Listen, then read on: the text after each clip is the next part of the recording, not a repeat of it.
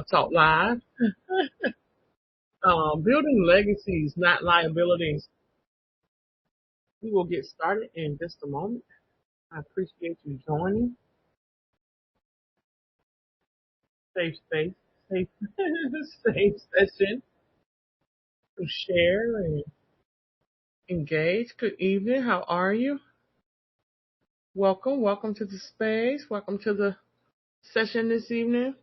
Man, family planning and the tax side of love. It's tax time, and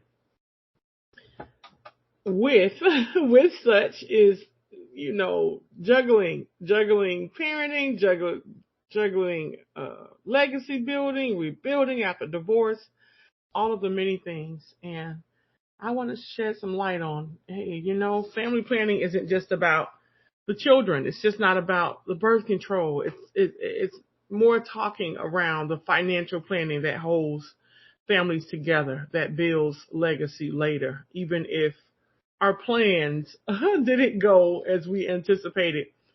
Tonight, we're going to just unpack how our love decisions show up, especially at tax time. I wanted to think about how, who you file with, how you can build with, and how you can leave something behind. Think of the session this evening as part therapy, part tax strategy, part just adult talk around taxes are not going anywhere. They are not going anywhere. They're going to show up. We are obligated to pay some, and we want to have a strategy around how we do so.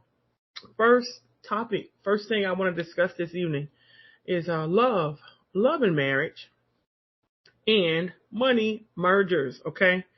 Your relationship, it definitely shows up in your tax profile. Absolutely. Marriage isn't just about romance, right? It's a financial contract that's recognized by the IRS. And what are our filing statuses? We can choose. Sometimes it's, filing separate. Married filing separate is an option. Married filing joint has greater benefit than a married filing separate situation. But breaking down, those concepts, higher standard deduction if you're married filing joint. Married filing separate, it's not going to be a bigger tax advantage. That's in an overview, a nutshell. More topics, more discussion around specifics at a later time. But absolutely think about there are different things that we need to consider in our statuses of marriage. There's a huge misconception, I think, when we save money. You'll save money by getting married, right? That is not always true. It depends on income, right? An income balance. Sometimes, and getting married and not having the discussion or not asking the right questions, right? Maybe it was a love at first sight, and sometimes it is. Sometimes it's not, and we have not gauged. Do you have student loan debt? Are you being sued? Do you have a gambling issue? I'll get into that as well, where I call it love and law, where there are cases of, oh my gosh, we find out all these things later around our partners, and it can have a huge impact on our tax and outcome. More discussion, right? More discussion of prenups, post-nups as well, like can happen and should happen without killing our love vibe. Just frame it as a business plan for your heart, because that's exactly what it is. It's hugs and roses and dinners and maybe that forever. But if that changes, this is what we have in place, because life happens, and we want to be prepared. Married filing separate, red flags, right?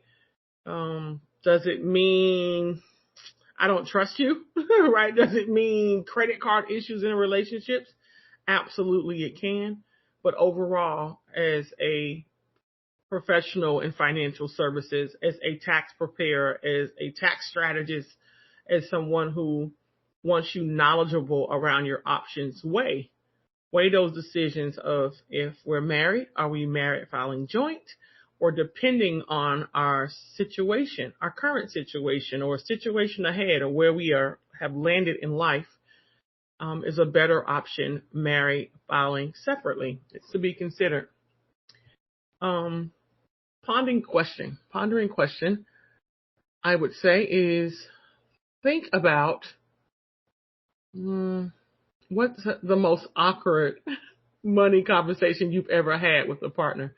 If you can't think of one, you absolutely want to have. The whole point, you all, of Love Talk Live is that no matter our communication in our personal or our business, we want to show up and know how to communicate effectively and ask the tough questions to have clarity. Clarity is liberating, right? Clarity can be freedom, so that if I'm informed, I can make a better decision. That's the essence of me starting the space and even talking about keeping your Love Talk live. It's that in the face, the bold conversations, no elephants in the room, addressing the thing that needs to be addressed. Short recap there. First, we said, hey, love, marriage, and money mergers are considering that marriage isn't just romantic. It presents different situations and scenarios, and the IRS definitely recognizes it as a financial contract. That financial contract leans into, hey, discuss prenups, postnups. Think about your filing status. It's very important to you building a legacy and not liabilities. My second point, kids, credits, and custody. Okay, children, our family structure, our dependents, claiming the next generation, right? We want to grow old. And one thing happens is that, hey, time will pass. And we want to have our little ones, our family members, have something to look forward to.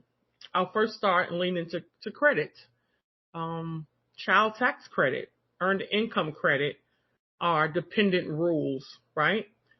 There's certain things that, hey, you qualify for this, and how we can co-parent properly and claim certain credits associated with children or dependents fairly. I had a discussion last evening where I talked about,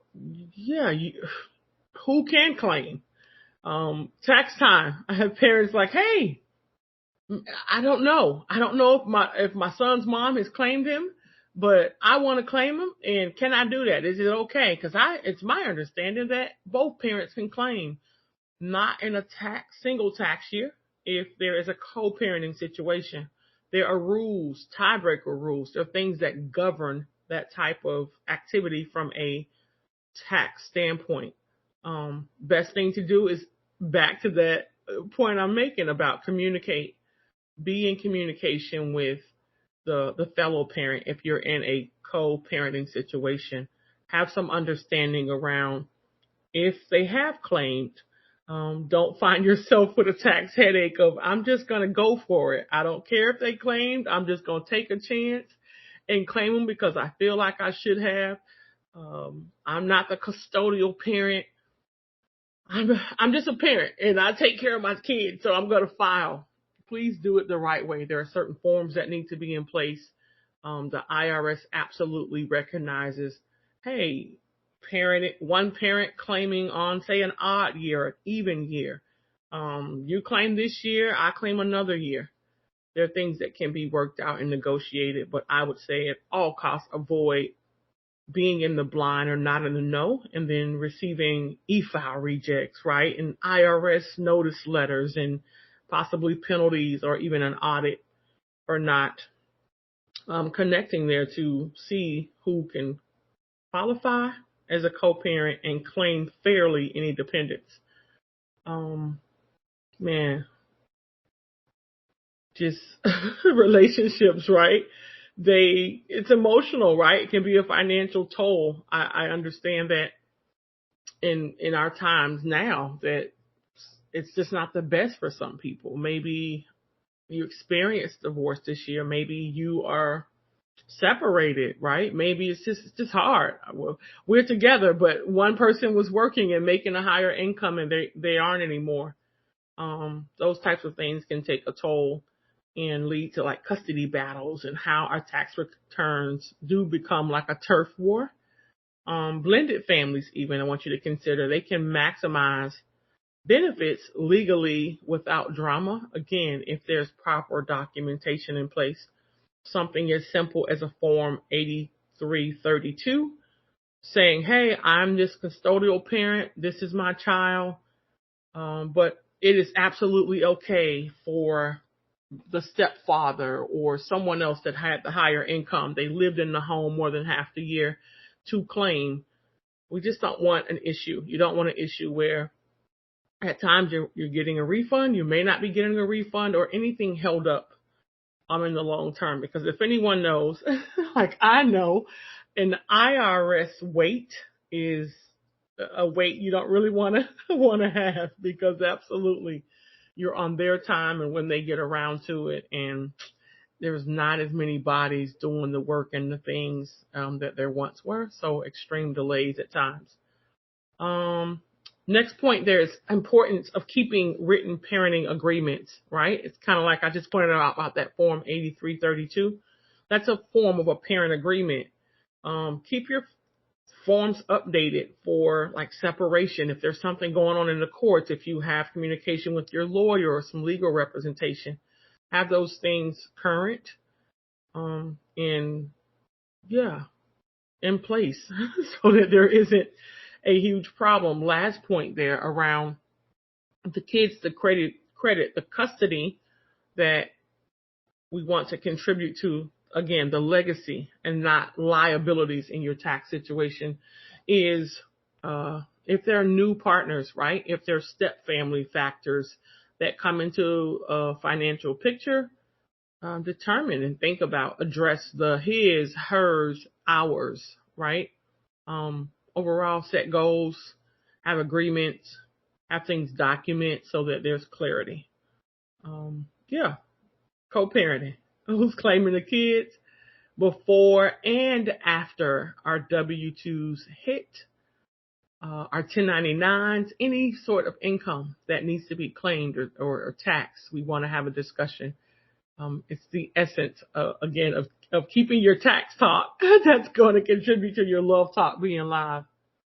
Another point I have is legacy and exit strategies. Again, like leaving love, life, and money in a good place is just being responsible. It's a great adult decision, right? I'll say that again. Leaving love, life, and money in a good place is being responsible. It's holding us accountable. We definitely want to do that. I will have a special session working out plans. I'm hoping for tomorrow, but if not, next Thursday on Love Talk Live, we will talk about estate planning. What is estate planning, right? It needs to be the modern day love language. It's like you're saying, I want to protect you if I'm not here. That's vital. That's vital if we are focused on building a legacy, right? It's responsible. It's being accountable to those that we love. So estate planning, again, modern love language. Let someone know if something happens to me, I want you protected if I'm not here. We will walk out what that looks like. What goes into estate planning? Gift tax, life insurance if you don't have. What are some options? What do you want to consider when you're looking at plans? Again, I'll have a special session. I'm hoping that it will be tomorrow. If not, just to draw a good audience in and have it be widespread and from the mountaintops. And I do how I want the rotation on. We may go for next Thursday on that one, but know that it will be discussed in the space, and I'll have some experts and subject matter professionals come in to discuss further and offer some options. And it's gonna be an awesome discussion. I think every adult, right? Every adult, single, married, divorced, figuring it out, right? Needs a will, needs a power of attorney, needs life insurance. Unexpected things happen. They do. And the biggest thing we can do is try to be prepared. Be intentional about being prepared. tax benefits, right, of doing so. Because, yeah, if there are assets that come into place and you're just gifting versus it being an inheritance, it's treated differently. Deep as tax topics often are, we will get into, but again, that special session that I host will cover estate planning, gift taxes, inheritance, what that looks like. Overall, I want your mind on, I want generational clarity for myself and my family, and not chaos. I know in my community and amongst a lot of my people, right? It's the GoFundMe. It's a t-shirt. We got to sell things for a funeral. It's insane. Like, it doesn't have to be that with proper planning. There's a small investment. I want to encourage more family, friends, more people that just care about each other. I mean, your family can be your blood, relatives or family that you've created. There's a way that we can be responsible around, hey, what does clarity look like for us, and how can we contribute to planning, right? Planning in a way that I can fund a life insurance plan. It could be several $1,000,000. There could be, I'm thinking about who this is going to benefit. I'm thinking about those that I love and that love me, and how I can prepare and it be a tax benefit to legacy and an exit strategy. Conversations too about assets, right? Who's going to be the beneficiary? Like, who's going to get it? Who's going to be able? Who's going to have the honor and the privilege to protect your love and your legacy? Key questions. Who, and I'll put this question in pose, and I encourage you to think on it and share. I would love your feedback. Who are the financial beneficiaries of your love story? And do they even know it? Right? Who are the financial beneficiaries of your love story, and do they even know it? Have a conversation. I think sometimes we think we have time. I have time. I'll get around to it. Someone else will do it. I know. I think it makes me think of my grandmother, and knowing that Mr. Chuck, the insurance man, drove this yellow Nova, and faithful and like clockwork, on a certain day he came, and we knew my grandmother was going to pay, and there was like something in a sleeve that we went and got for her because Mr. Chuck was there to take care of that business. But I love that, witnessing that instilled in me as an adult, and when I became a mom over a decade ago, and like the importance of saving, the importance of the planning, the importance of having insurance in place. Because one thing about, as sure as we live, we shall die. It's not something that we need to be fearful of. It's not something that we need to, not be aware about and face and address with our family, our friends. And I can't say loud enough, if your blood family are only relatives and you've built family with someone else, then have that conversation with them. Very important. I had posted a poll. Engage in that poll if you would. The question that I posed and I asked, I said, hey, when it comes to family planning, what's your biggest money stress? So I want you to think on, and the answers or responses, and you can answer multiple. Is it marriage and tax filing choices like joint versus separate? Is it co-parenting or claiming dependence? Is it, so I want to build long-term wealth for my children. I have no idea how to. I'm thinking about it. Estate planning or wills, right? It's important to me, but I'm not sure where to start. We want to address those things and walk them out with you. You all, I'm Stephanie. I'm passionate about financial literacy, also tax literacy. I'm learning more and more that more people need to not be intimidated by. Tax is a lot, tons of information. As soon as you know, you don't know, because tax law changes every year. Things are modified. There's a ton of things, but I'm big on to learn and to lean into learning is so important in community and through just conversations. We can grow. We can grow. We can be in the know so that, again, we can make informed decisions. I want more people to lean into um, their tax knowledge, right? Just to love talk. Your love talk is how you live and how you show up for yourself and others, and most importantly for yourself. Hey, Stephanie, I hear you. I want to build legacy and not liabilities. I don't know where to start. Like, I'm interested in like budgeting and changing how I approach money, right? Never forget that your brand, you are a brand. Your finances, they deserve nothing less than your very best self. And I want to help you figure that out. Let's walk that out. I'm also building a community that's tied to Love Talk called the Virtual Academy Club. If you are interested, I have a form there. I want to explore QuickBooks, Stephanie. I'm interested in getting into financial services. I just want to be in a community that keep these types of talks that you're sharing a constant because I want to grow. I want to learn. I want to, again, keep my Love Talk live is what I call it. And it's important. Let's support you. Fill out that contact form. Let me know what your interests are and I'll be more than happy. That's really all I have for tonight, right? More to come. I'll make an announcement, but please know that everything you have, right, you already possess. It's with you. And what we don't know, we don't know. Because we didn't hear it from someone else, because I think I should have known that. No, I would say give yourself some compassion. I'm in a space of, I'm a woman of a certain age, but the more I learn, the more I realize what I don't know and what I would do for free. And I tell this to family and friends and you'll hear me say it a lot in the space, in the sessions, is teach, is share what I know with someone else. I encourage you to do the same. You had to assign a person in your life as your CFO.